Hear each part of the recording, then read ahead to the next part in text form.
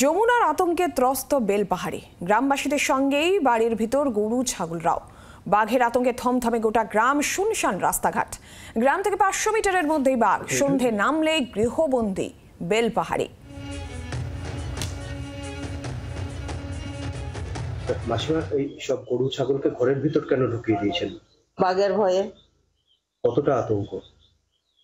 অনেক আতঙ্ক বলছে তো, এখন বাঘের ভয়ে তো কোথাও যেতে দিচ্ছে না। বন জঙ্গল বলছে বাইরে বেরোবে না। গরু ছাগল কোথায় রাখবো? সেই ঘরের ভিতরেই রাখতে হচ্ছে। ওই ফরেস্ট থেকে বলছে যে বাইরে বেরোবে না, সন্ধ্যা হলে কি বন জঙ্গল যাও না, যাবে না বন জঙ্গল। তো আপনারা এই দিনের বেলা এখন জঙ্গলে ঢুকছেন না? আর যাচ্ছি না এখন ভয়ে।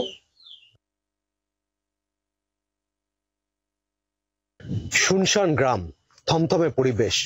গোটা এলাকায় শুধুমাত্র কুকুরের ডাক আর ঝিঁঝি পোকার ডাক ছাড়া আর কিছুই শোনা যাচ্ছে না। এই যে সমস্ত বাড়িগুলো দেখা যাচ্ছে, সবার বাড়ির দরজা বন্ধ। তার কারণ, বন দপ্তর থেকে কড়া নির্দেশ আছে, সন্ধ্যের পর আর কেউ যেন বাড়ির বাইরে পা না রাখেন।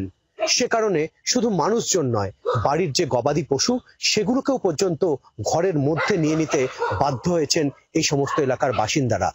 তার কারণ, যদি বাঘের আক্রমণ হয়, যদি তাদের গৃহপালিত পশুর উপর আক্রমণ হয়, আর সে কারণেই শুধু নিজেরা নয়, নিজেদের সাথেই এই মুহূর্তে গৃহপালিত পশুদেরকেও তারা বাড়ির মধ্যেই রেখেছেন।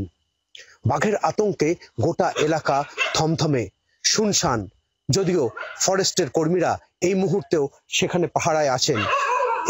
আমি যে জায়গায় আছি, এখান থেকে কয়েকশো মিটার দূরেই এই মুহূর্তে অবস্থান করছে সেই রয়্যাল বেঙ্গল টাইগার যমুনা।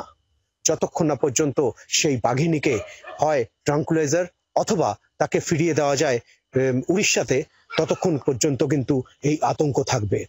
সৌরভ চৌধুরী, জি 24 ঘন্টা। বাংলার আওয়াজ, বাঙালির আবেগ, জি 24 ঘন্টা।